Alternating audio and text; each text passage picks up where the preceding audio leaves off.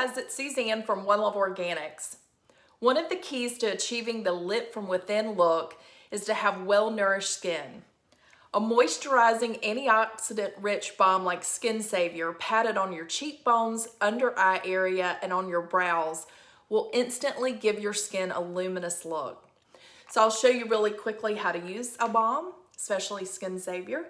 You just tap it, you don't scoop, you tap, and you see it's a very small amount. You warm it between your fingers and you apply anywhere that needs moisture or illumination. So you can tap under your eye area, you can tap on your cheeks, you can tap around your mouth to give that a plump, dewy look. You can put it on your lips. You can put it in your eyebrows to keep them in place and well-nourished looking.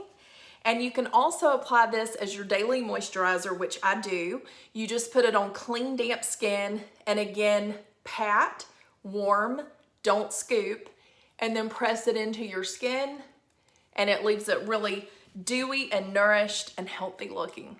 Enjoy.